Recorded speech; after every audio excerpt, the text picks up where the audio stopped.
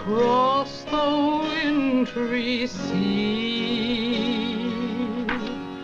And when I come back to my own dear island. En la última clase habíamos visto las ecuaciones de D'Alembert. Construíamos la derivada de la energía cinética respecto a la velocidad, la derivada de la energía cinética respecto a la coordenada, preparábamos esta combinación, le restábamos la fuerza generalizada e igualábamos a cero, equivalente a la ley de Newton. Eso es la segunda ley de Newton en coordenadas generalizadas. Y si además las fuerzas se seguían de un potencial, teníamos las ecuaciones de Lagrange,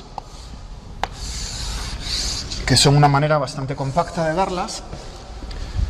El lagrangiano era la energía cinética menos el potencial, ¿no?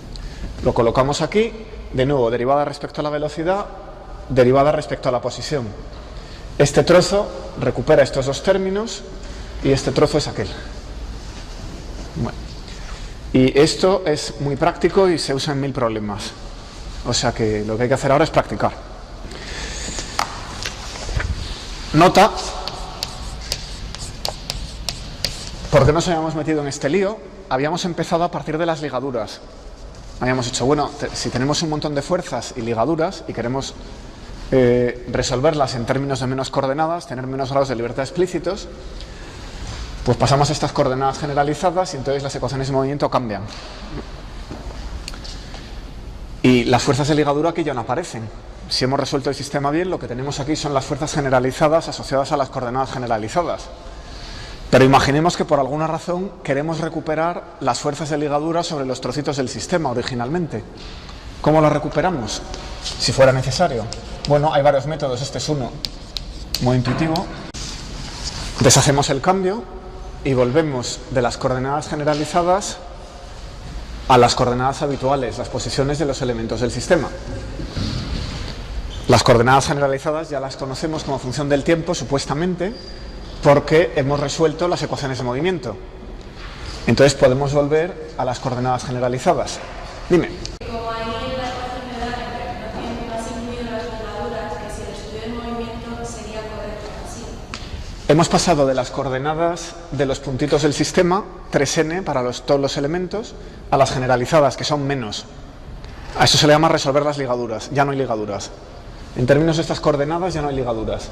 Si las hubiera, tendríamos multiplicadores de Lagrange, ¿vale? Pero estamos asumiendo aquí que ya nos las hemos quitado todas de encima. Otra pregunta.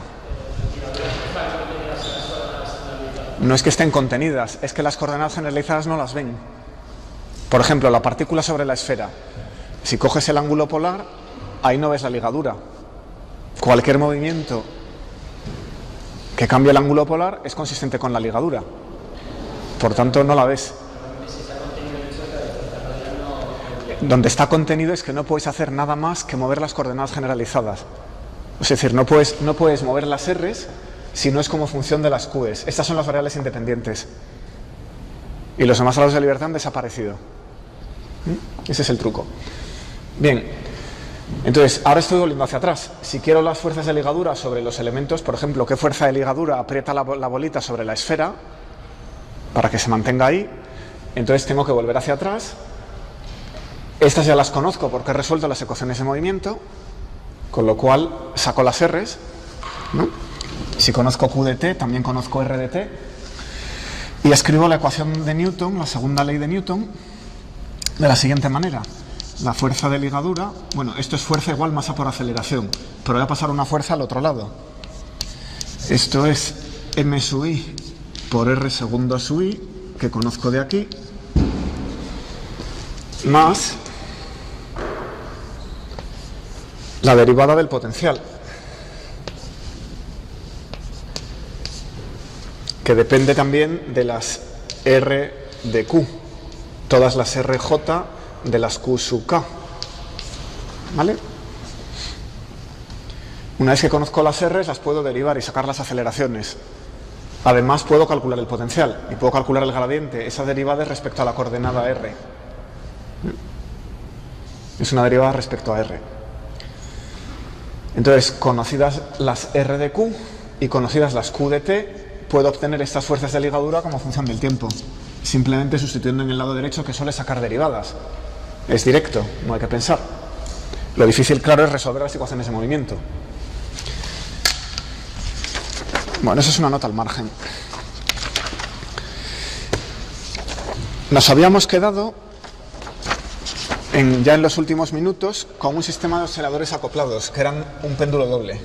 Este sistema es universal. Una vez que hemos linealizado, el péndulo tiene su propia dinámica, gravedad, seno del ángulo y tal, pero una vez que lo hemos linealizado, pasa a ser universal. Es el movimiento de cualquier sistema cerca de su mínimo. Cualquier sistema que tenga un mínimo y sea cuadrático, el potencial sea cuadrático cerca del mínimo, cae aquí. Dos muelles, un sistema biológico con dos poblaciones cerca del punto de equilibrio, dos circuitos electrónicos conectados, lo que sea. ¿Vale? Siempre que estemos cerca del mínimo del potencial, caemos aquí. Estamos con dos péndulos acoplados, pero podríamos haber puesto 8 muelles, 8 sistemas biológicos acoplados. ¿Vale? O sea que lo único que va a pasar es que la matriz 2×2 que voy a escribir se convertiría en una matriz 8×8. Pero el método es general y lo vamos a hacer con 1 2×2 porque es más fácil de seguir el álgebra. Vamos a ver, entonces tomemos los dos péndulos anteriores. De hecho, uno colgaba del otro, era el acoplo que pusimos. Hay otros tipos de acoplo, por ejemplo, unirlos mediante una goma elástica o lo que sea. Bien, y para simplificar el álgebra los vamos a tomar idénticos. Así que M1 va a ser igual a M2 y para cortar índices simplemente M. Y L1 va a ser igual a L2 y para cortar índices simplemente L. Bueno, pues entonces la ecuación de movimiento que teníamos el último día quedaría así. 2ml, ml, ml, ml por phi segunda 1, phi segunda 2 más 2mg 0, 0 mg multiplicando, uy, qué estrecho me ha quedado, multiplicando a phi 1, phi 2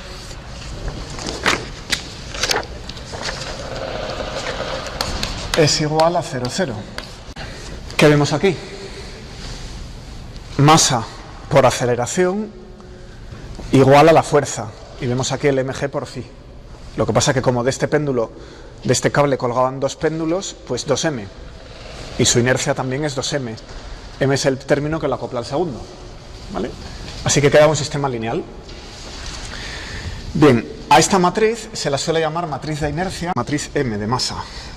La matriz de inercia la voy a llamar M de masa. Y la K la voy a guardar aquí porque si esto fueran muelles, esto sería la constante de recuperación del muelle. O sea que me interesa más usar la K aquí. Esta va a ser K, la matriz de recuperación. Veamos si la matriz de inercia es invertible. Si queremos resolver el sistema lineal, tenemos que quitarnos una matriz encima. Entonces vamos a sacar el determinante de M. Y veo aquí 2ml por ml, que es 2m cuadrado L cuadrado, menos m cuadrado L cuadrado, que es m cuadrado L cuadrado, distinto de 0. Así que esta es invertible. Sabemos que podemos construir m-1. La construimos en un momento. Y es ml menos ml menos ml 2ml. Esto no es más que tomar los menores cruzados con el signo que corresponde a su permutación. Y aquí m cuadrado L cuadrado. Se ve a ojo por la regla de Kramer, ¿verdad? Bueno, pues ahora cojo y multiplico el sistema por m-1. ¿Y qué queda? m-1m es la identidad. Así que aquí queda la identidad. 1, 0, 0, 1, multiplicando a la segunda derivada del primer ángulo y la segunda derivada del segundo. Esto está sumado al producto de m-1 y k, que lleva los términos sin derivada, phi 1, phi 2. Y todo está igualado a 0. 0 por cualquier matriz sigue siendo 0. A esta matriz vamos a darle también un nombre. Como sabemos que esto ahora, esto es la aceleración angular, O sea que son, claro, la solución de este sistema sabemos que va a ser de alguna manera de tipo exponencial, ¿no? Y para sacar la aceleración hay que derivar 2 veces.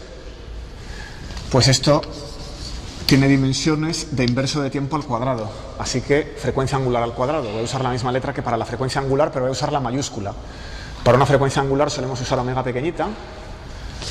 Pues omega mayúscula para esa matriz, ¿vale? Y esta matriz, si la calculáis en un momento, es 1 entre m cuadrado L cuadrado veces 2m cuadrado LG menos m cuadrado LG menos 2m cuadrado LG 2m cuadrado LG. O simplificándola, g partido por L, 2 menos 1 menos 2, 2. ¿Cómo era la frecuencia de oscilación de un péndulo? Era la raíz de g partido por L.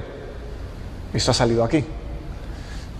G partido por L, claro, es la frecuencia de oscilación de un péndulo al cuadrado. Luego esa matriz dimensionalmente tenía que salir así.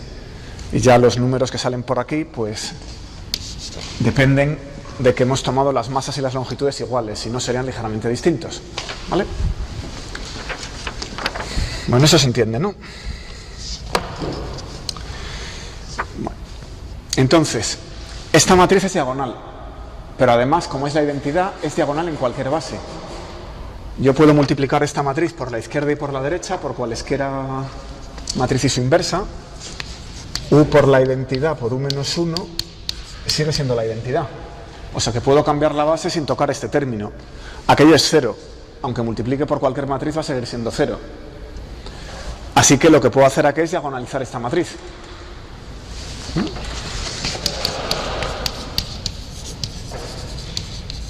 Podemos diagonalizar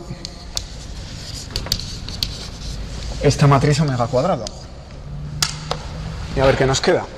Los autovalores van a ser proporcionales a g partido por L. Basta con diagonalizar 2 menos 1 menos 2, 2. El determinante pues es 2 menos lambda menos 1 menos 2, 2 menos lambda igual a 0. Y aquí sacamos los autovalores. Resuelven esto en un momento. Y los autovalores son 2 más raíz de 2, si no me he equivocado, y 2 menos raíz de 2, con autovectores correspondientes. ¿Cómo se calculaban los autovectores? Pues se ponía la matriz 2 menos 1 menos 2, 2, con sus dos componentes, y se igualaba al autovalor 2 más raíz de 2 por el mismo vector. ¿Verdad? Resuelven, y v más es 1 entre raíz de 3 menos 1 raíz de 2. Y el correspondiente al autovalor menos es 1 entre raíz de 3, 1 más abajo, raíz de 2. Recupero el g partido por L, que podemos llamarlo omega 0. Entonces, si recupero el g partido por L, esto lleva aquí un omega 0, esto lleva aquí otro omega 0, cuadrado. Esta matriz es esta es la matriz al cuadrado. Y estos vectores están normalizados a 1, así que ya no les coloco nada, ¿vale? Si elevo al cuadrado, 1 más 2 es 3, entre 3, 1. Ya están normalizados, sabemos que son de módulo 1, les puedo poner un gorrito. ¿Pero qué quiere decir que tengamos esta matriz diagonalizada? Quiere decir que ahora, en términos de esos vectores, esta caja es diagonal, pero esa también lo es, porque siempre lo es. O sea que lo que tengo son dos ecuaciones desacopladas. Estos vectores son los autovalores de esta matriz, y los autovectores de esta matriz. Aquí tengo los autovalores, ahí los autovectores. Pero no he resuelto las derivadas. Si resuelvo las derivadas, tengo que sacar una exponencial, dependiendo del signo. Esto será real o complejo, tal como ha quedado. Esto es más, por tanto son funciones trigonométricas, senos y cosenos. O sea que la solución al problema es phi igual 1 entre raíz de 3, 1 raíz de 2, por una constante, por el coseno de omega menos t, más delta menos, donde esta omega menos al cuadrado es igual a 2 menos raíz de 2 omega 0 cuadrado, que en el caso del péndulo es g partido por L. Y la otra, phi más, es igual a 1 partido por raíz de 3 por 1 menos raíz de 2. Y dale con la barra. Constante de integración, amplitud. Coseno de omega más t más delta más. Y esta de aquí es el 2 más raíz de 2 de omega 0. Omega menos cuadrado es esto. Al cuadrado es omega más cuadrado. Eso es. Bueno, comparemos los autovectores.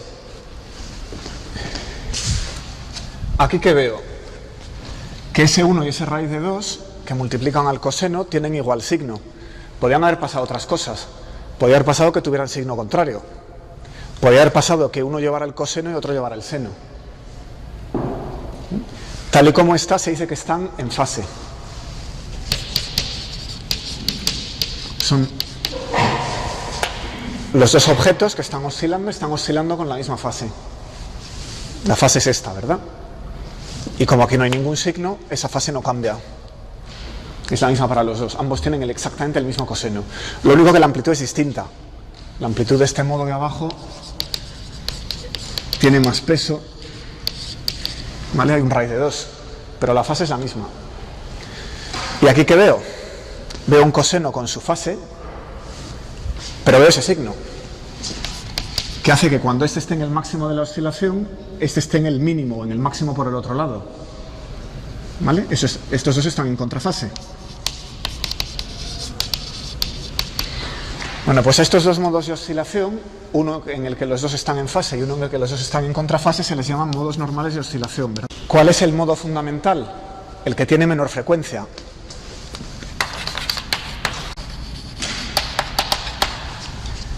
Dos más raíz de 2 aquí, 2 menos raíz de 2 allí. Ese número es más pequeño. Eso quiere decir que este, cuando están en fase, es el phi menos. Le he puesto el menos porque es el de abajo. Este phi menos es el modo fundamental y tiene los dos péndulos en fase. Pregunta. He diagonalizado la matriz y el oscilador armónico en una dimensión lo sabe resolver de primero. Así que ya no lo hago. ¿Vale? Es una ecuación diferencial que dice phi segunda más algo al cuadrado, phi 1 igual a 0. Y su solución es esa. Ese segundo orden tiene dos constantes y lo que pasa es que delante lleva un vector, que es lo que me ha permitido diagonalizar la matriz en primer lugar. Y esto lo había montado allí. Me he quedado corto con el cable, pero me he traído esto para accionarlo. Entonces, ¿alguien me puede contar 30 segundos? Ese modo está aproximadamente en fase. Los dos osciladores van a la vez. ¿Vale?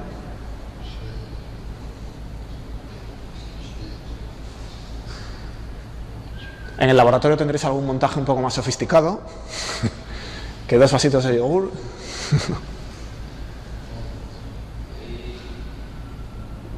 ¿Cuántas eran? 12. Pues vamos a ponerlo más difícil. Ese es el modo fundamental, en el que los dos están en fase. Y ahora los ponemos en contrafase, lo cual requiere... es un poquito más tricky, porque tengo que llevarme ese allí y este al revés. Dime, venga, ahora. Alguien está contando, ¿no? Pero bueno, se ve a ojo que la frecuencia de oscilación es más rápida.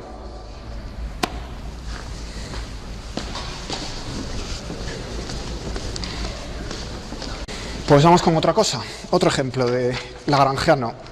Vamos a buscar el lagrangiano del siguiente sistema.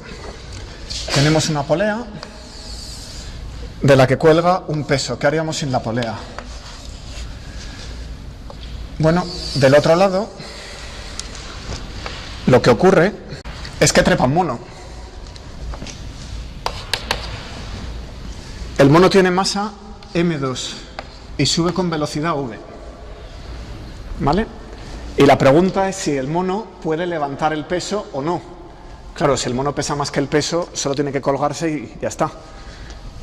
El truco viene si la masa del mono es más pequeña que la masa del peso. M2 es menor que M1.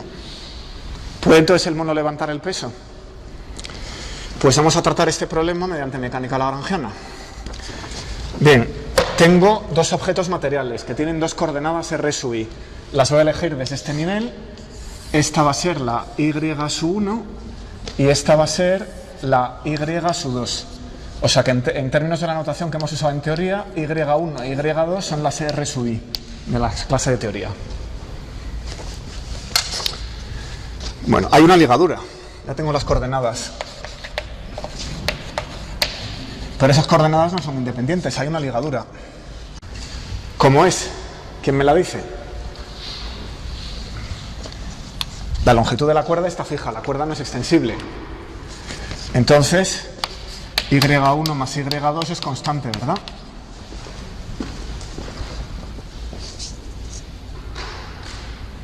Casi verdad, eso es falso.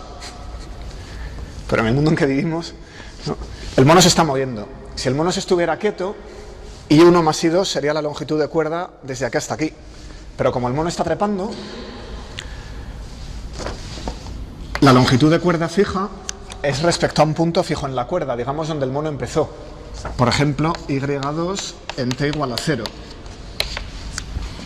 Eso sí que es cierto, ¿vale? y1 más y2 en t igual a 0 va a ser una constante. Pero el mono se está moviendo, su posición cambia con el tiempo. Así que lo que es cierto, que no es esto, es que y1 más y2 más lo que se ha movido el mono es igual a constante. Es decir, si quiero llegar hasta aquí necesito y1, necesito y2 y luego necesito lo que ha trepado el mono, que es este tercer tramo. Lo que voy a escribir ahora es este tercer tramo de la llave. ¿Cómo lo calculo? Si el mono lleva velocidad v, pues la distancia recorrida es la integral entre 0 y t de v diferencial de t, que si es constante es simplemente vt. Bueno, pues esa es la ligadura. Y es una ligadura que aquí me depende del tiempo. Así que es reónoma. Bueno. Vamos a escribir el lagrangiano. Si tengo el lagrangiano, tengo las ecuaciones de movimiento. No quiero usar el método del multiplicador. Como la ligadura es lineal, y1 y y2 están relacionadas linealmente, sospecho que voy a poder resolver fácilmente y llevármelo a coordenadas generalizadas sin una de las dos. Bueno, pues entonces lo que voy a hacer es empezar por escribir el lagrangiano en coordenadas cartesianas en términos de las R's, t menos v, que es igual a m1 medios de i.1 cuadrado más m2 medios de i.2 al cuadrado. Esas son las energías cinéticas. I.2 será la v. Y luego los potenciales m1 gy1, m2 gy2. Y esto es menos v. Le he cambiado el signo. Bueno, entonces lo que voy a hacer es eliminar y2 mediante la ligadura y llamar a y1 simplemente y. Y ya solo queda una ecuación para una variable. Vamos a ver el lagrangiano. m1 medios de i.a1 cuadrado no ha cambiado.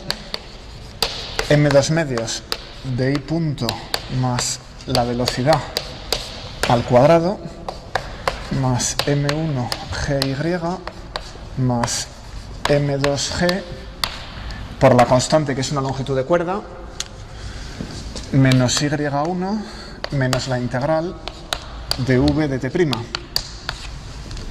Conviene no abusar de notación, si eso es t, la variable muda tiene que ser t'. He despejado y2 y lo he sustituido aquí.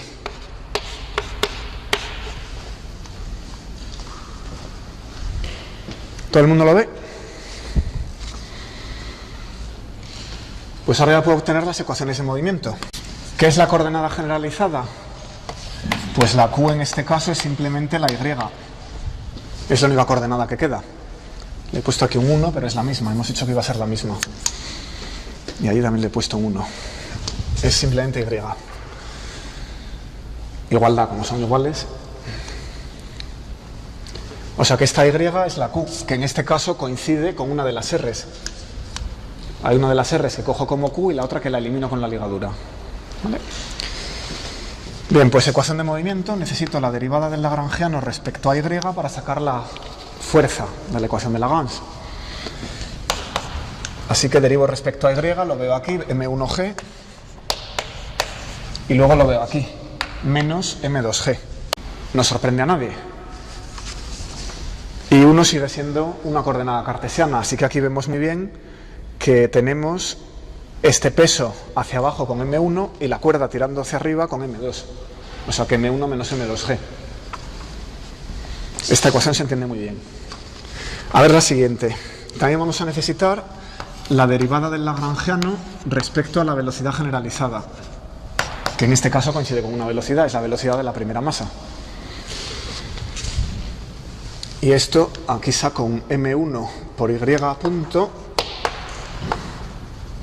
que es un momento, es el momento de la primera masa, pero luego tengo un trozo más que viene de allí, que es M2,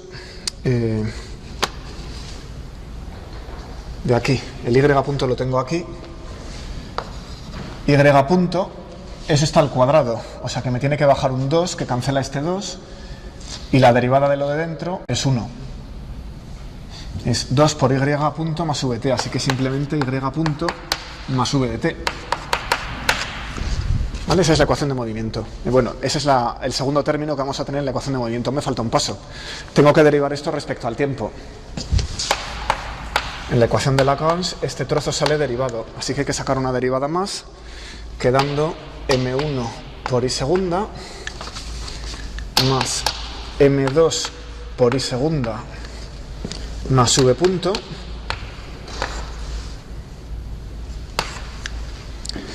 menos M1 menos M2 por G igual a 0.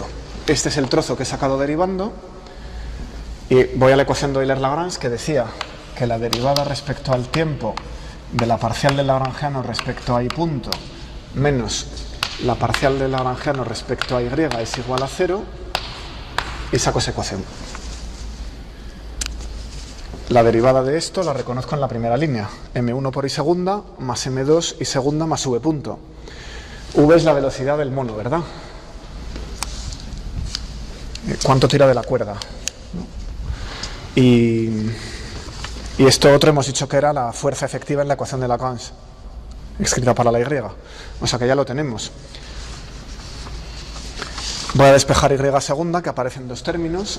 Y va a despejar Y segunda. De esta ecuación despejamos la Y segunda para tener una ecuación para la aceleración. Y esa ecuación es Y segunda igual a M1 menos M2G menos M2 por la derivada de la velocidad del mono dividida por M1 más M2.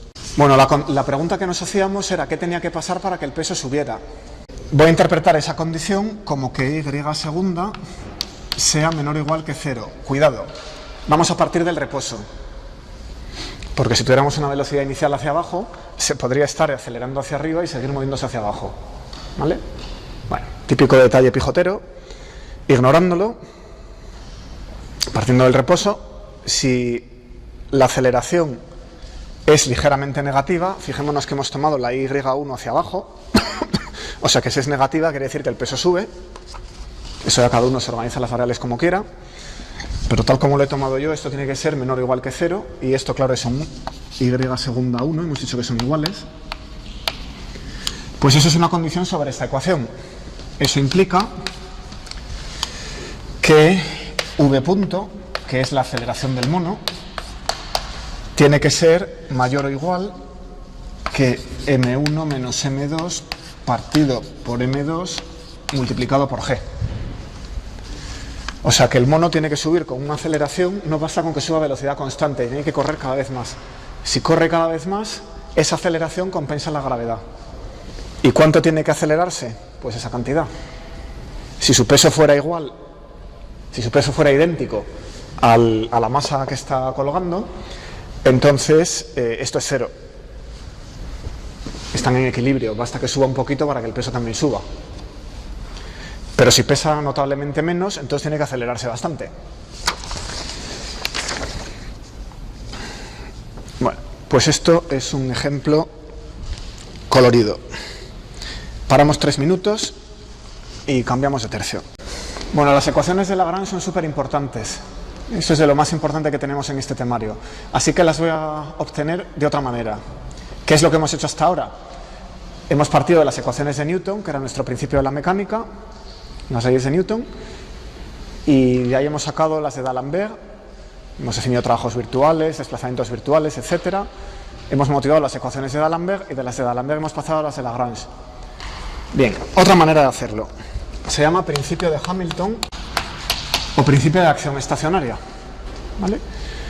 Esto es decir, las ecuaciones de Lagrange son las ecuaciones de movimiento, vamos a obtenerlas minimizando algo. Y las leyes de Newton pues salen de aquí, ¿vale? O sea, es cambiar un postulado por otro. Vamos a ver que son equivalentes, bajo las hipótesis que hemos ido haciendo, ¿no? Bueno.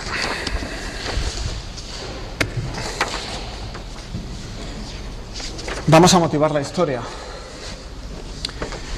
Y vamos a empezar por pensar en la famosa manzanita que cae al suelo desde una altura h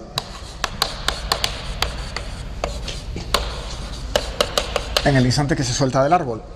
Y cuando llega aquí, y es 0 y el tiempo final es la raíz de 2h partido por g. En el instante de colisión con el suelo sabemos que es raíz de 2h partido por g. ¿Pero por qué sabemos eso? Porque Newton nos ha explicado cómo se acelera la manzana. ¿Vale? Nos ha dicho que la manzana cae en línea recta, se acelera tal y como dice la ley de Newton con una gravedad prácticamente constante y tarda ese tiempo en llegar. Bueno, ¿cómo puedo sacar la trayectoria exacta que me predice la ley de Newton de un principio de minimización? ¿No? Para ello necesito saber qué sería una trayectoria incorrecta y comparar las dos. Entonces voy a escribir aquí la trayectoria física entre dos sucesos y aquí una trayectoria falsa. No física. Las cosas no funcionan así. Por eso la palabra falsa. ¿Vale? Bueno, la trayectoria física la conocemos de hace mucho. Es la altura inicial menos gt cuadrado partido por 2. Y la velocidad, pues es menos gt. Y aquí voy a suponer una cosa que es falsa. Y voy a poner que la distancia recorrida es h menos vt, como si bajáramos con velocidad constante. Y por tanto va a ser igual a algo, pero me voy a acordar de la catenaria. Antes de escribir otra cosa me voy a acordar de la catenaria. ¿Cómo? Porque lo que quiero es buscar un principio de minimización. Os lo estoy construyendo, os voy a dar la solución directamente, pero quiero motivarlo un poco. Entonces, me voy a acordar de la catenaria. Entonces, ¿cómo podía yo minimizar un funcional? Cogía la integral con los extremos fijos y eso me permitía quitarme términos de borde. Si no quiero que en las ecuaciones de movimiento aparezcan términos de borde, no puedo tocar los extremos. Así que aquí voy a hacer lo mismo. Voy a tomar las trayectorias falsas, pero que llegan a la vez abajo. O sea, voy a tomar una variación en la que esto se puede curvar, puede hacer lo que sea, puede bajar, subir y volver a bajar, pero al final llega aquí a la vez. Esto de los extremos fijos es esa frase, porque probablemente nos habéis fijado en entre dos sucesos. ¿Por qué he puesto aquí entre dos sucesos? Porque el suceso 1 es que la manzana se suelta, el suceso 2 es que la manzana golpea el suelo. Esos son mis extremos fijos. ¿Vale? Bueno, sigo aquí. Entonces ahora, como el tiempo lo tengo fijado por aquella condición, va a ser el mismo para las dos trayectorias. No puedo variar si el extremo no está fijo. Pues esto es h menos la raíz de hg medios, que es lo que tengo fijo. La velocidad. Esta velocidad me queda fijada para que la manzana llegue a la vez.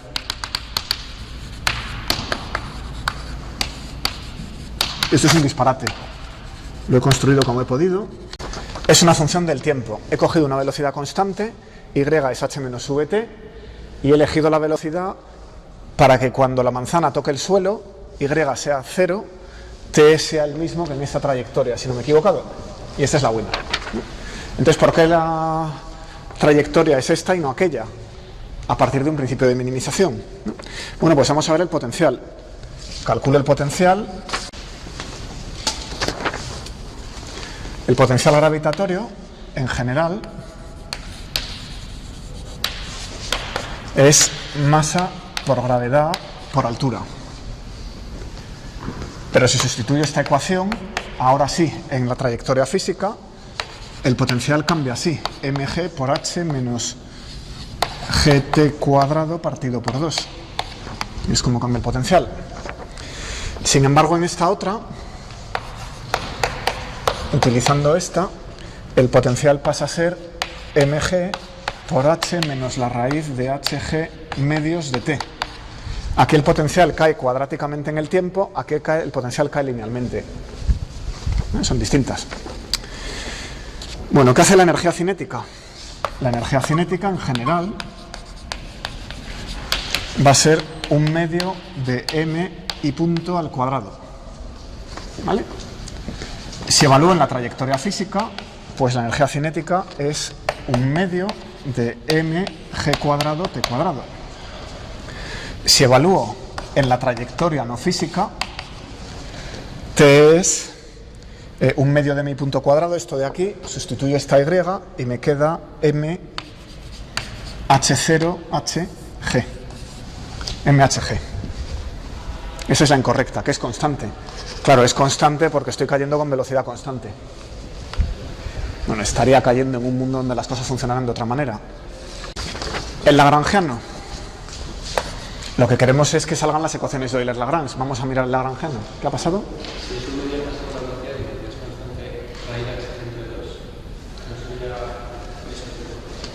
Dime. Hg partido por 2. Dices que hay un 2 por algún sitio. A ver aquí, si eso es la velocidad, hay un medio que veo allí de m, la estoy viendo la m, y aquí sale hg y este 2 no cancela. Es verdad que esto va aquí, ¿no? Ahora sí, esto es un 4. Eso es, gracias.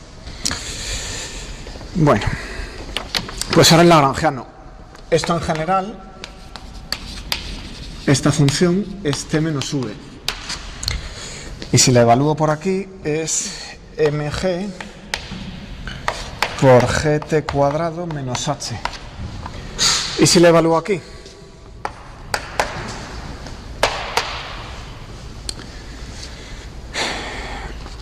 Pues es mgh por un cuarto menos 1, que es menos 3 cuartos, y luego más esto otro, mg menos 3 cuartos, más la raíz de hg medios por t, algo así. ¿Vale? Bueno, entonces lo primero que observamos de perogrullo es que el lagrangiano, evaluado en dos trayectorias distintas, es distinto.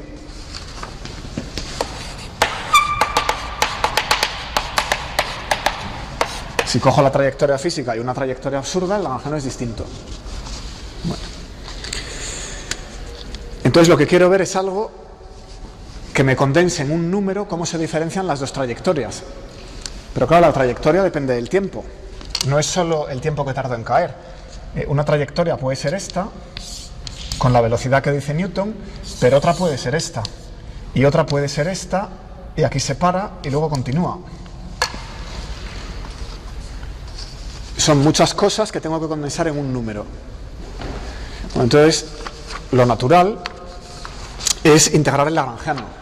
Cuando uno tiene una familia de funciones y quiere montar un número que sea un funcional de esa familia de funciones, una manera habitual es integrar esa familia de funciones, ¿vale? Es decir, la integral, la operación integral, coge una función y me devuelve un número real, ¿vale? Pues vamos a hacer eso. Así que voy a definir, sigo por aquí, y esto lo puedo borrar, una integral S de suma, lógicamente, que sea la integral entre 0 y el tiempo final de diferencial de t del lagrangiano de t, ¿vale? Esto se llama integral de acción.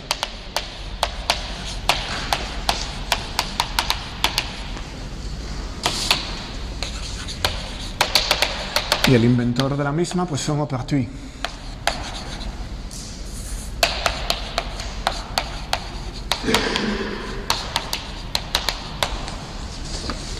Bueno, sobre la trayectoria física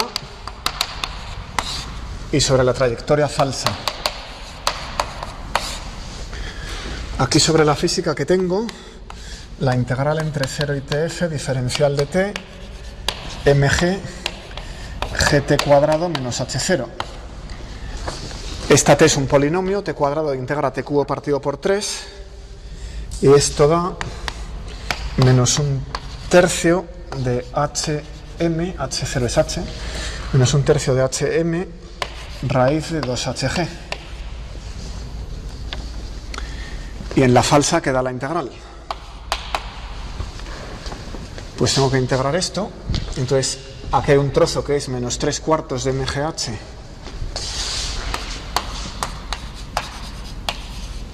por el tiempo que ha transcurrido. ¿Cuánto valía el tiempo? Hemos dicho que era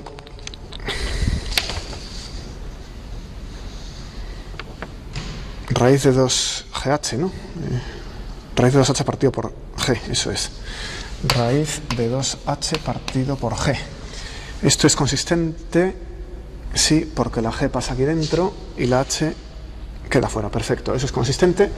Y el otro término, raíz de hg medios, queda con un tiempo al cuadrado y me deja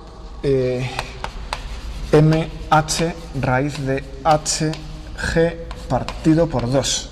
Tengo que combinarlos y los quiero poner en esa forma. Así que mh, y luego veo la raíz de hg,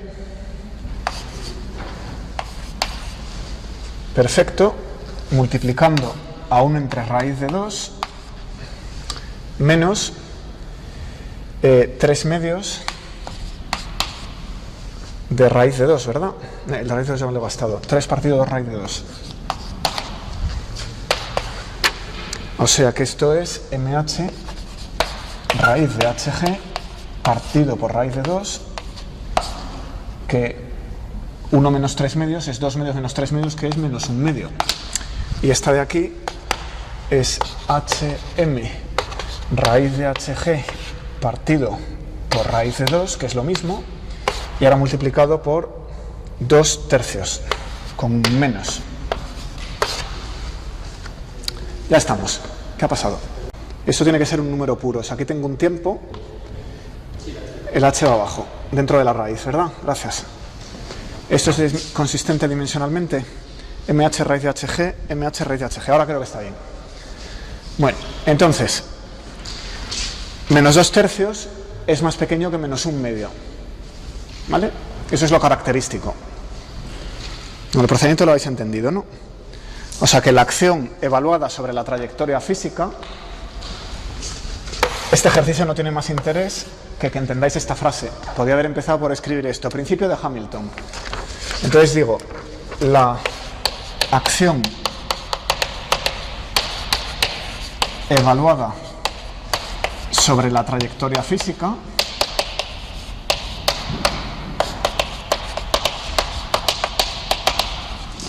toma un valor estacionario, mínimo en este caso, ¿vale? Estacionario puede ser mínimo, máximo, punto de silla. En este caso mínimo. ¿Eso qué quiere decir? Que este número es más pequeño que cualquier otra manera que pongamos de ir de un punto al otro.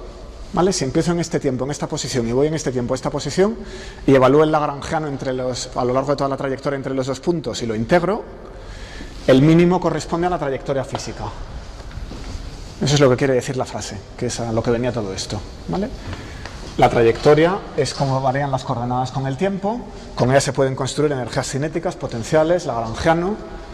Una vez que tengo el lagrangiano, construyo la integral de acción, y la integral de acción mínima pues es la trayectoria física.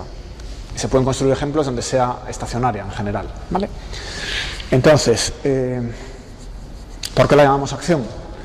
Recordemos que los problemas de estática lo que hacíamos era minimizar el potencial, minimizábamos la energía potencial. Eso es un problema de dinámica, o sea que el objeto que minimizamos es algo que da acción, actividad, ¿no?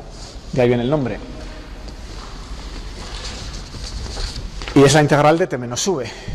Entonces, esto que está, por ejemplo, una consecuencia de esa minimización es que las partículas en la trayectoria física pasan menos tiempo en las zonas donde t es grande.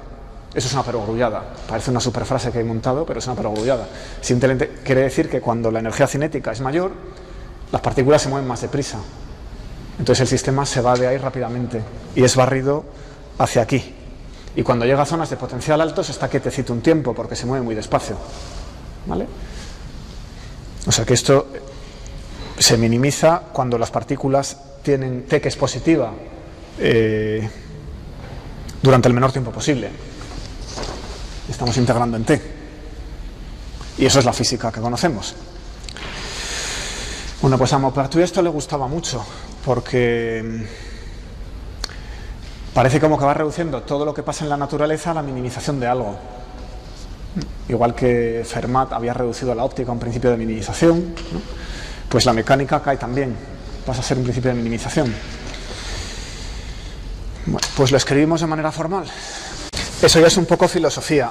A mí la verdad me da igual que el sistema sea descrito por unas ecuaciones o que sea descrito así a priori por una minimización. Pero tiene una ventaja técnica que veremos más adelante. ¿Vale? O sea que hay una ventaja técnica en escribir las cosas como la minimización de una acción. Bueno, pues escribimos el principio de Hamilton entonces.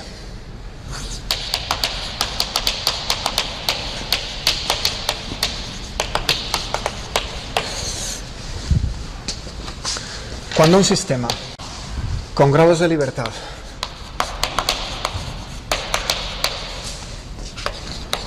Q sub 1 hasta Q sub n, que son las coordenadas generalizadas, ya asumimos que nos hemos quitado las ligaduras de encima, tiene un potencial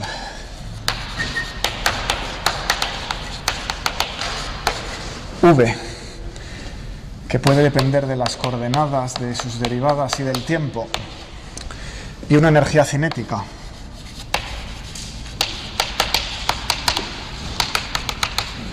C de lo mismo. Fijémonos que he permitido que dependa del tiempo. El potencial no depende solo de las coordenadas. Lo único que no depende de las aceleraciones. ¿Vale? O sea, aquí el principio mecánico está en que solo llegamos hasta primer orden. De manera que las ecuaciones resultantes serán de segundo orden. Van a ser ecuaciones del tipo aceleración igual a fuerza dividido por masa. ¿Vale? Bueno, cuando tiene un potencial así, una energía cinética así, y el sistema proceder en el sentido de dirigirse de un punto a otro desde la configuración QK1 en T igual a T1.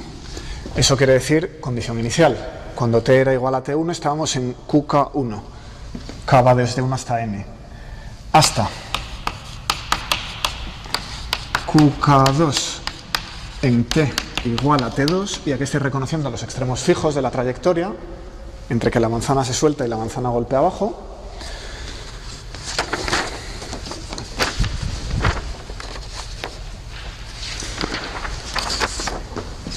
Lo hace de manera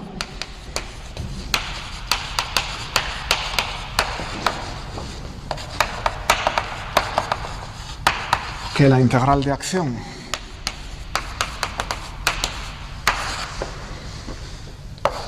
T1 hasta T2 diferencial de t menos v, la integral de la función de Lagrange, tome un valor estacionario. Por cierto, ¿qué unidades tiene la integral de acción? Energía cinética, o energía potencial, kilogramo metro segundo al cuadrado. Eso sería la fuerza. Y ahora multiplicamos por otro metro para conseguir una energía. Y ahora estoy multiplicando por un tiempo que es sobre lo que integro. Y cancelo eso. ¿Y eso qué es? Esto claramente es una velocidad. ¿Vale? Velocidad por masa, momento por distancia, momento angular. Eso es un momento angular. Uy, qué flojito el tema 1. La integral de acción coincide que tiene unidades de momento angular. Entonces, en mecánica cuántica la van a medir de manera natural en unidades de h barra. ¿Bien? La unidad de momento angular de Planck. Bueno, pues esto es un principio. Es un poquito menos general que las leyes de Newton, porque estamos exigiendo que las fuerzas vengan de un potencial. En las leyes de Newton no exigíamos tal cosa. O sea que esto nos vale para fuerzas conservativas. Cada uno siempre puede arguir que las fuerzas disipativas es lo que queda después de reducir el sistema demasiado. Si hubiera considerado 1 millón de partículas todas absorbiendo energía, en realidad nada es disipativo, todas se mueven bajo un potencial. Pero si solo considero el movimiento efectivo de un trozo, como está perdiendo energía hacia el resto del sistema, pues hay una fuerza que no sé describir y la llamo disipativa, ¿vale? Pero bueno, para un sistema finito con 8 o 10 grados de libertad, aquí no tengo fuerzas disipativas de momento. Por ejemplo, hay cosas que no tengo. O sea que es un poquito menos general que las de Newton. Bueno, pues lo que nos queda demostrar es que de eso se siguen las ecuaciones de Euler-Lagrange, que es lo que quería retomar. Y en este contexto de minimizar un funcional ya no son ecuaciones de Lagrange, son ecuaciones de Euler-Lagrange. ¿Vale? Entonces, bueno, lo que voy a hacer es, tengo una integral que quiero minimizar y sigo los pasos de la catenaria. Por eso hace 3 clases os molesté con aquello. Vamos a repetir lo mismo. Ahora tenemos una trayectoria física, qk de t, que vamos a variar a qk de t más delta q sub k de t. Y lo mismo para la velocidad. La velocidad de cada coordenada generalizada varía una cantidad delta de lo mismo con la velocidad. ¿Cuánto cambia la integral de acción? Pues cambia la integral entre t1 y t2 diferencial de t del lagrangiano de q más delta q, coma q punto más delta q punto para cada una de las k's, t menos l de q punto y t. Cierro llave. ¿Cuánto cambia la acción? Pues como el lagrangiano dentro ha cambiado un poquito debido a la variación de la trayectoria, al coger el lagrangiano variado menos el lagrangiano sin variar e integrarlo, obtengo la variación de la acción. Y ahora manipular. Son manipulaciones que ya os suenan.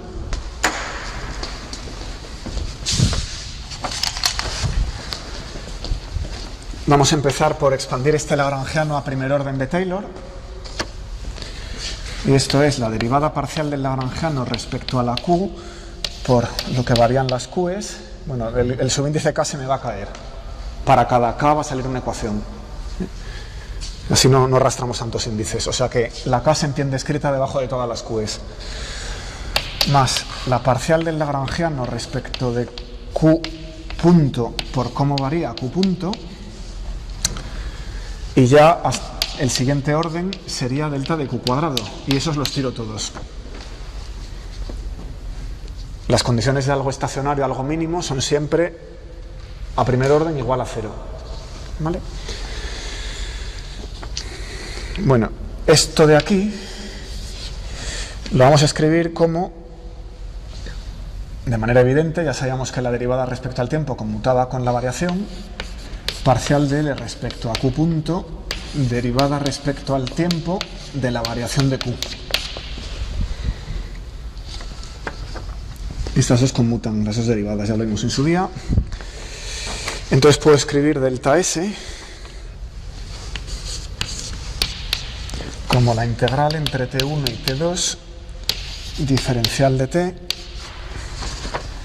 parcial de L respecto a Q, delta de Q, más parcial de L respecto a Q punto, derivada respecto al tiempo, delta de Q.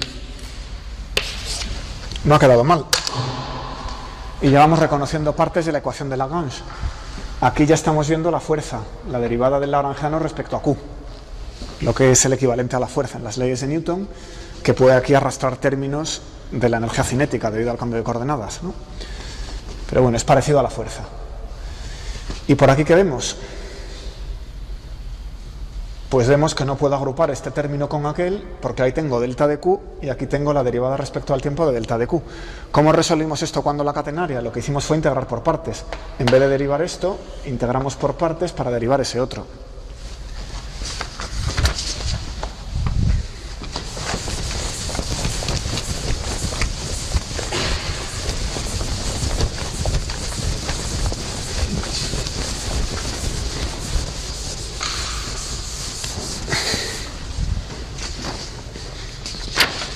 Así que delta S, integrando por partes ahí, pasa a ser la integral entre T1 y T2 diferencial de T, parcial L respecto de Q, menos derivada respecto al tiempo, parcial L respecto de Q punto, todo ello por la variación, más un término de borde. El término de borde nos lo quitamos porque hemos tomado los extremos fijos. Así que no tengo derecho a variar la trayectoria en el extremo. Tengo que ir de este suceso a este suceso. Puedo ir como quiera, marcha atrás, marcha adelante, hacia arriba, hacia abajo, pero tengo que llegar a ese punto en ese instante. Entonces, no hay un término de borde. ¿Qué queda? Que si la acción va a ser estacionaria, que es el principio de Hamilton, entonces, pues queda la ecuación de Lagrange. Eso es cero. Pues ahora me voy a volver a la estática. No quiero correr M. Con L evaluado en Q, Q punto y T. Este se va con este. Ese es el orden 1. El orden 0 cancela aquel. Expansión de Taylor. A primer orden tiro los delta de Q. Al siguiente orden es lineal. Al siguiente orden es cuadrático. ¿Vale? Entonces el orden 0 es este, cancela exactamente aquello. Gracias. Bueno, pues esto lo voy a dejar aquí para que lo vayáis absorbiendo y voy a volver a la estática un poquito, a seguir con las cuerdas, para que rodemos todos con las minimizaciones, ¿vale? Lo siguiente que voy a sacar es la ecuación del hilo, pero antes lo quiero hacer de manera newtoniana. Así que esta media hora la vamos a usar en pensar en algo parecido a la catenaria, pero de manera newtoniana. Y a continuación lo vamos a hacer mediante las ecuaciones de Euler-Lagrange. Estas ecuaciones que acabáis de aprender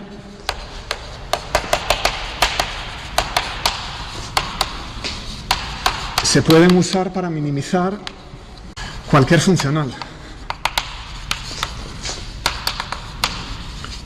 que dependa de las coordenadas y de sus velocidades, no más órdenes. Pero no tiene por qué ser el lagrangiano T menos V. Cualquier funcional que llegue solo hasta primer orden, si lo quiero minimizar, inmediatamente lo que hago es escribir las ecuaciones de Euler-Lagrange. Ya no tenéis que repetir estos pasos, ¿vale? Ya directamente escribís eso. Entonces me voy a aprovechar. Y lo vamos a hacer otra vez para las cuerdas. Bueno, pues el problema que voy a coger es una variación del problema de la cadena. Como digo, lo voy a hacer primero en coordenadas newtonianas, ¿vale? En coordenadas cartesianas. Entonces, vamos a coger un hilo. ¿Qué quiere decir hilo? Quiere decir que es muy fino, no me tengo que preocupar de su grosor y no me tengo que preocupar de su peso. En la catenaria me preocupaba del peso de la cadena. Aquí no. Aquí me voy a ocupar de las cargas que tiene el hilo.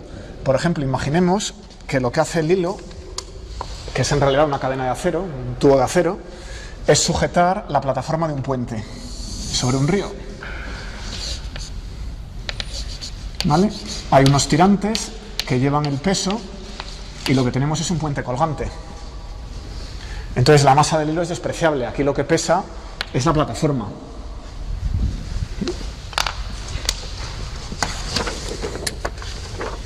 Esto no es la catenaria, es un problema de la familia, parecido. Y lo que tenemos es una distribución de pesos externa, dada por el problema que queramos resolver.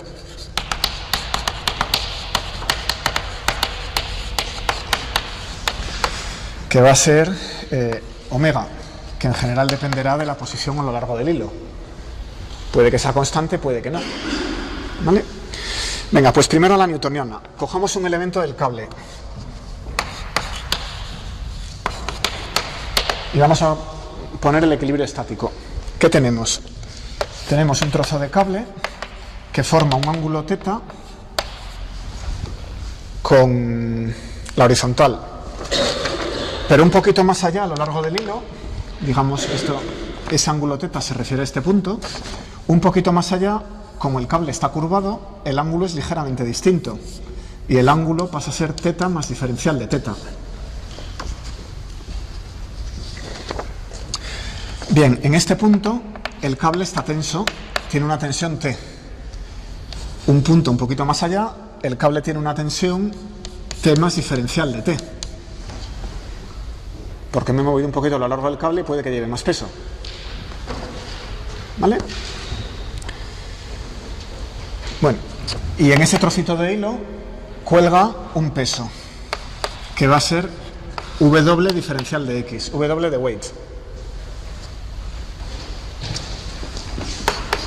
¿Lo veis?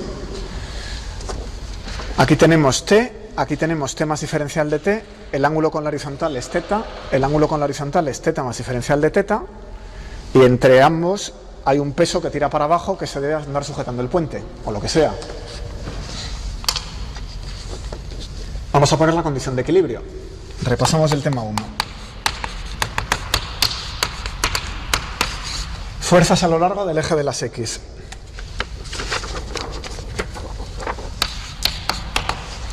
Pues tengo T por el coseno de θ, aquí, que tiene que igualar, eso es lo que tira el cable de este lado, a lo que tira el cable del otro lado, que es T más diferencial de T por coseno de θ más diferencial de θ.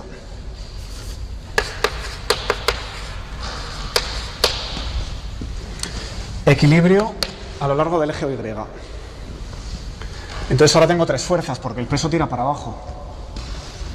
Así que T seno de θ más W diferencial de X tiene que ser igual a T más diferencial de T. Eso es lo que tira para abajo, esto es lo que tira para arriba. Seno de θ más diferencial de θ. El cable es infinitesimal. El trocito de cable es infinitesimal. O sea que puedo expandir el seno y el coseno a primer orden. Expandimos a primer orden. Entonces la X, ¿cómo queda? T coseno de θ es casi igual que T coseno de θ, que es el orden 0, más dt coseno de θ menos T seno de θ diferencial de θ. ¿Qué hemos hecho? Orden 0, los diferenciales se anulan. T por coseno. Orden 1. Aquí recojo un diferencial de T, ya es de primer orden, por el coseno, por tanto lo tomo orden 0, dt coseno de θ. Pero también tengo ese diferencial de θ. Para sacar ese tengo que sacar la serie de Taylor del coseno, cuyo primer orden lleva la derivada del coseno, que es menos el seno. Menos seno de θ por diferencial de θ, y aquí me tengo que quedar a orden 0. Porque si cogiera esto, el término sería de orden 2. O sea que es menos T seno de θ diferencial de θ. Dime. ¿Por qué no estás teniendo en cuenta la distribución del peso en el eje? Bueno, esto es una curva, ¿vale? Entonces, Las curvas se pueden parametrizar con una sola variable, por ejemplo, x de u, y de u. Y el peso será una función de esa variable a lo largo de la curva, ¿vale? Lo único que he hecho ha sido coger u igual a x. Si tomamos u igual a x, x es x, y es y de x, y el peso es el peso de x. Eso es todo. Solo me hace falta una variable, porque la otra queda definida por las ecuaciones de la curva. Una vez que sé que estoy aquí en x, ya sé dónde estoy en y. Tengo una restricción. Gracias. Bien, pues eso es la ecuación a primer orden. T coseno de teta se cancela con T coseno de teta. ¿Y qué queda? Pues queda que la diferencial de T coseno de teta, porque eso, lo que estoy viendo aquí, es la regla de Leibniz, la derivada del primero por el segundo sin derivar, más el primero sin derivar por la derivada del segundo. Esto tiene que ser 0 y por tanto T coseno de teta es constante. A lo largo del cable, la tensión horizontal, eso es la componente horizontal de la tensión, es constante. ¿Eso lo sabían? Me parece que no, ¿verdad? Podrían haberlo sabido, no es muy difícil, es el primero realmente. Una vez que uno ha visto la serie de Taylor, lo puede sacar en un momento, ¿no? Bueno. La ecuación Y. Ah, bueno, si es una constante le puedo dar un nombre, TH. Vamos a llamarla TH. T horizontal, tensión horizontal. O sea que a lo largo del cable, da igual cuánto peso cuelgue, la componente de la tensión a lo largo del cable horizontal es siempre la misma. Bien, la Y.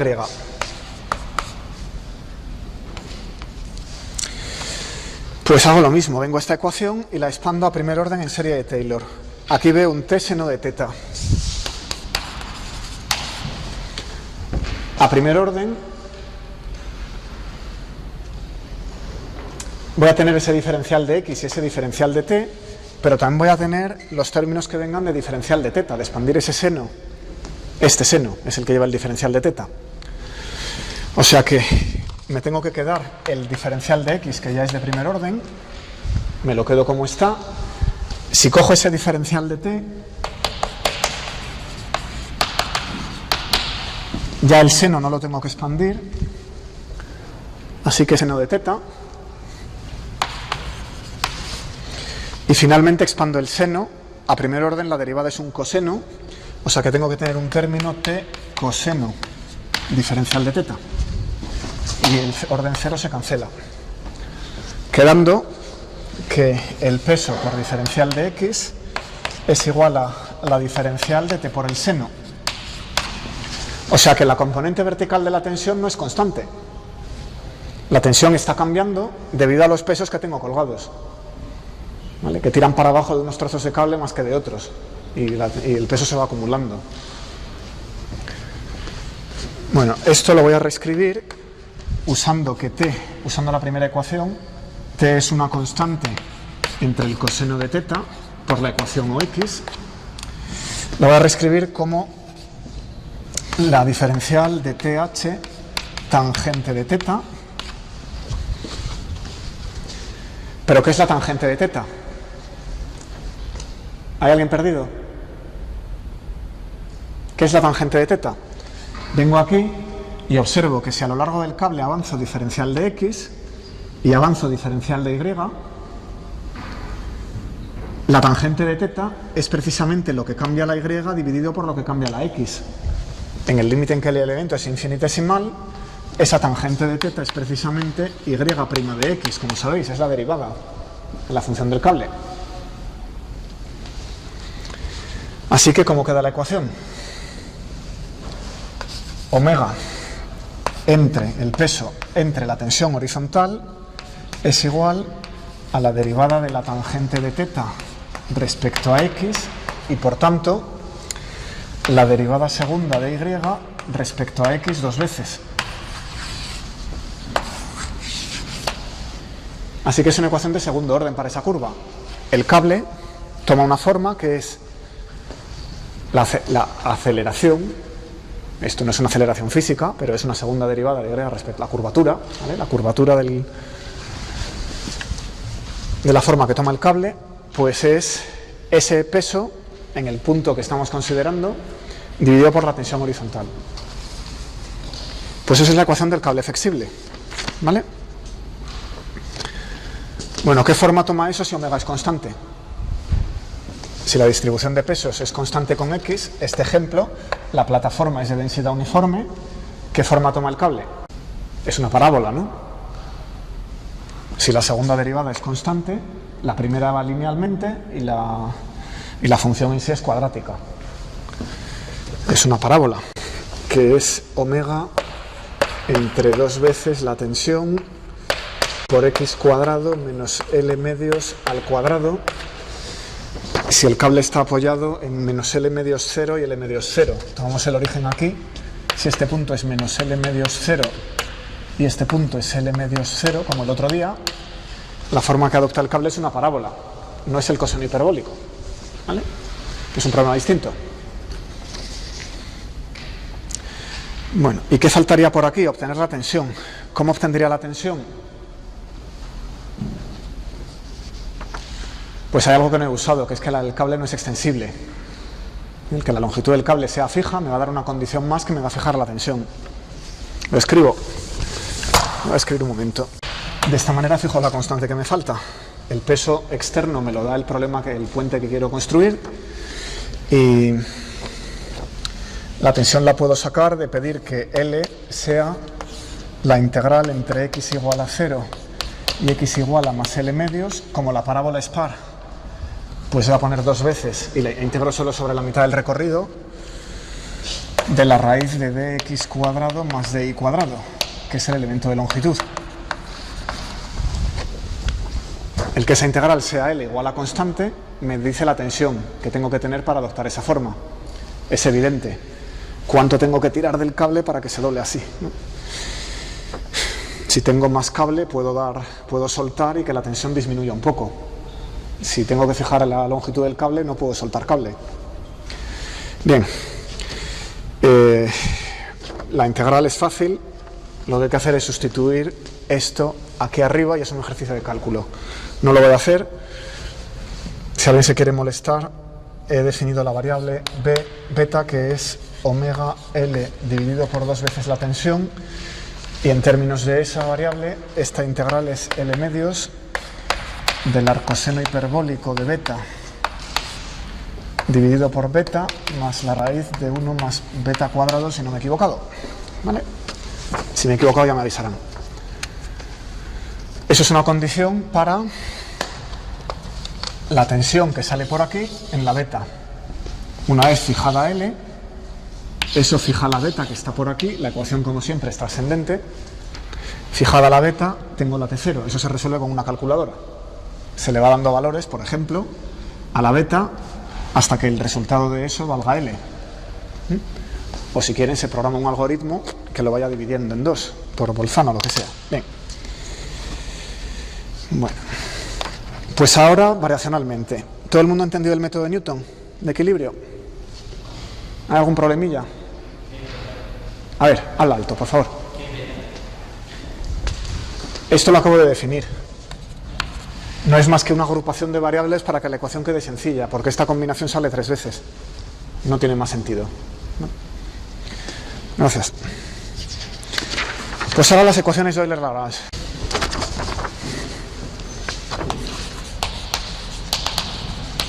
Que acabamos de obtener. Bueno, lo mismo, tengo un cable del que cuelga una distribución de pesos. Esto está en menos L medios 0, esto está en más L medios 0. El ángulo que forma un trocito de cable de longitud diferencial de S va a ser θ, que es la tangente al hilo. Y diferencial de S es la raíz de diferencial de x cuadrado más diferencial de y cuadrado. Bueno, pues ¿qué minimizamos? Va a ser una integral sobre el parámetro del cable, o sea que vamos a poner aquí un parámetro U que me diga en qué punto del cable estoy y ya veremos cuál nos puede convenir.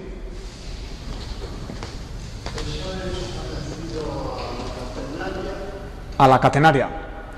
No exactamente, este cable lleva una distribución de pesos W que todavía no he definido. Voy a llegar en un momento. Es más general que la catenaria. Es más general que la catenaria. Es otro tipo de problema donde en la catenaria es exactamente el peso que está sosteniendo cada elemento del cable y depende de su longitud. Aquí la distribución de pesos me va a venir fijada externamente por un problema de ingeniería en el que quiero una distribución de pesos sujeta a un cable. Pero bueno, es por el estilo. Entonces, va a haber un potencial que depende en general de X, de Y, de X' y de Y'. Y eso me lo dicta la distribución de pesos. Me da ese potencial. Lo que le cuelga al cable, lo calculo y saco el potencial. Bien. Si solo minimizara eso, sería un problema de estática sin ligadura. El potencial mínimo, punto. Lo que pasa es que el cable no es extensible. Así que necesito garantizar que la longitud del cable se permanece constante. Eso requiere un multiplicador. O sea que vamos a minimizar esta V menos un multiplicador de Lagrange. Lambda de U por la raíz de X' de U cuadrado más Y' de U también al cuadrado. Como es un problema en infinitas variables en un continuo, el multiplicador puede ser una función.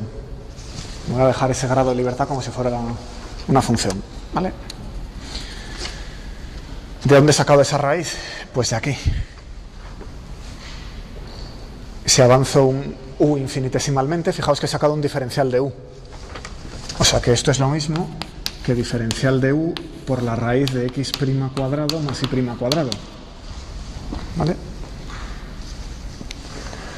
Ahora ya estoy. Bueno, pues hay que minimizar eso. Podríamos repetir todos los pasos, pero ya lo hemos hecho 3 veces. Así que directamente voy a usar las ecuaciones de Euler-Lagrange. Ya sé que hay que tomar variaciones de esto, restarle el término de orden 0, cambiar las derivadas temporales y las variaciones, y luego integrar por partes. El resultado son las ecuaciones de Euler-Lagrange, ya las escribo directamente. Todo eso es un funcional.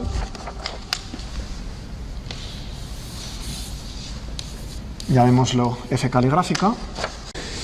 Y las ecuaciones de Euler-Lagrange son 2 porque hay 2 variables, x e y. ¿Qué pasa? No va conmigo. Lo que va conmigo es el reloj. ¿Dónde estaba? Las ecuaciones de Euler-Lagrange son la solución a la minimización. ¿Y qué era lo que había que hacer? La primera es la derivada respecto a U de la derivada del funcional respecto a X' menos la derivada respecto a X igual a 0. Y 2, en vez de X, Y. La derivada respecto a U de la variable de la derivada parcial de todo eso. Y' menos y la parcial respecto a Y igual a 0.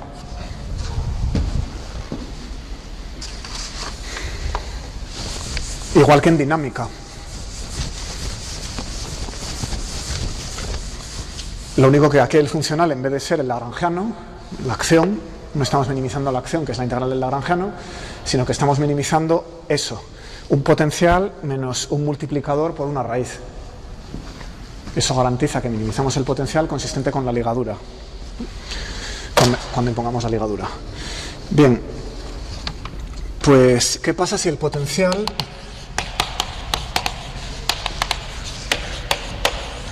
depende de Y, pero no de X? Bien, por ejemplo, en potencial tipo gravitatorio. X e Y son variables aquí separadas, entonces si cojo y elevo un trocito de cable, el potencial cambia. Pero si cojo el mismo trocito de cable y lo desplazo lateralmente, que el potencial no cambie. Exijo eso. Si hago eso, puedo quitarme este término. Ese término es 0. Porque fijémonos que la parte del multiplicador de Lagrange, de lo que depende explícitamente, es de las derivadas. Es como entra la longitud de cable. No depende de la X. O sea que si el potencial es de tipo gravitatorio, me puedo quitar aquel término. Y eso quiere decir que la derivada respecto a U de parcial de f respecto a x' es 0, es decir, que la parcial de f respecto a x' es constante. Bueno, si además el potencial no depende de x', hasta ahora solo dependía de... O sea, hasta ahora solo dejaba de depender de x. Si pido una segunda condición que no dependa de x', y esto excluye la catenaria, si no me equivoco, o sea que aquí estoy excluyendo la catenaria, porque el peso de un elemento de cable dependía de su longitud, y por tanto de esta raíz, que depende de x'.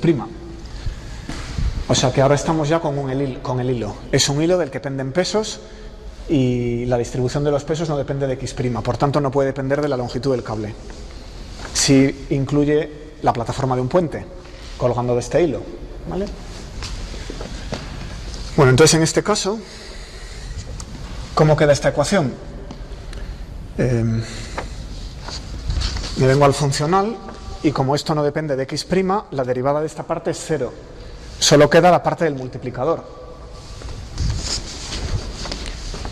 Así que lambda de u por x' de u dividido por la raíz, asumo que todo el mundo sabe sacar esa derivada, creo que yo también, y prima de u al cuadrado es constante, ¿vale? Eso es la derivada de aquel funcional respecto a x' si del potencial no sale nada, que veis aquí. Doy 3 segundos para que lo leáis y lo agrupo. ¿Esto qué es?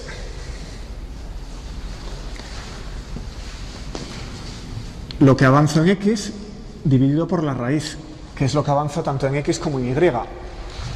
Así que en este dibujo, eso es el coseno.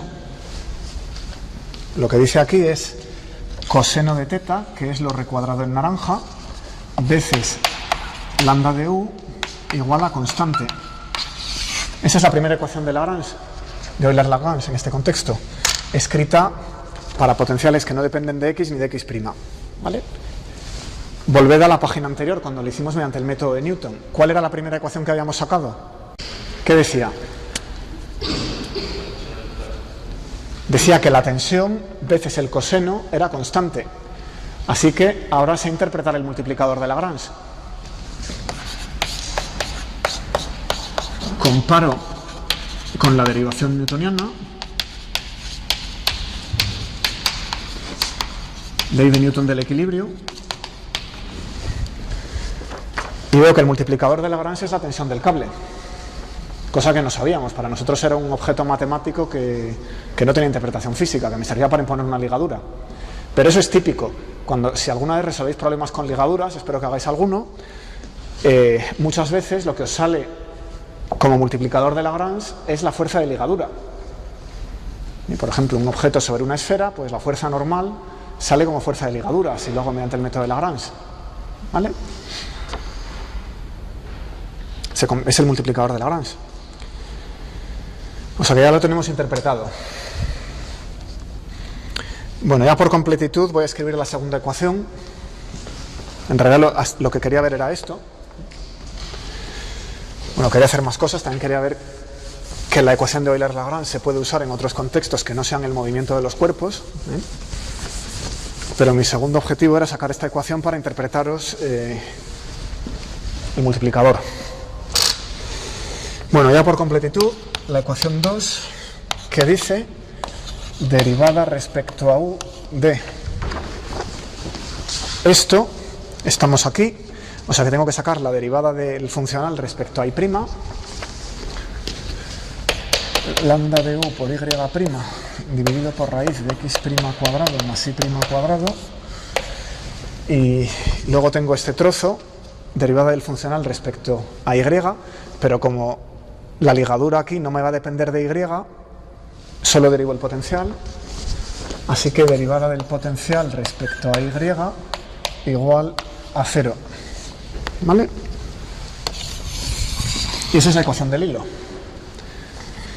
Bueno, hay un detalle que es que está en términos de un parámetro arbitrario. Esta U puede ser cualquier cosa. A uno le gustaría usar la X, por ejemplo. El problema que tiene usar la X es que si el cable da 2 vueltas, la función deja de ser univaluada. Entonces a la gente que hace geometría diferencial lo que le gusta usar es el elemento de arco. ¿Vale? Así que voy a reparametrizarlo en términos del elemento de arco, pero esto en mecánica ahora mismo no nos importa mucho. El truco para pasar al elemento de longitud del cable es darse cuenta que diferencial de S era la diferencial de U por la raíz de x' cuadrado más y' cuadrado. Entonces, si hacéis ese cambio, podéis dejar las dos ecuaciones del hilo ya sin esta aproximación. El potencial puede depender no solamente de la y', sino también de la x', ¿no?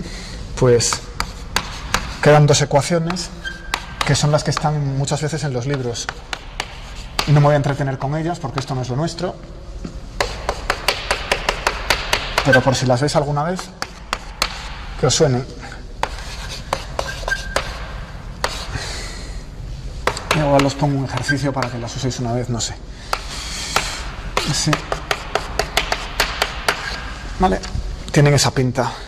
Un hilo del que penden unos pesos que caracterizamos mediante unas fuerzas Fx y Fy, pues toma una forma dada por esas dos ecuaciones diferenciales. X respecto al parámetro de arco, la tensión, vuelvo a derivar. Derivo Y respecto al parámetro de arco, la tensión, vuelvo a derivar, que son como muy simétricas, ¿no? Pero bueno, 3 minutos. Pues voy a conectar un poquito más con la parte anterior, cambiando el potencial por una distribución de peso. Todavía no he dicho gran cosa sobre el potencial. Ahora lo voy a cambiar por las W,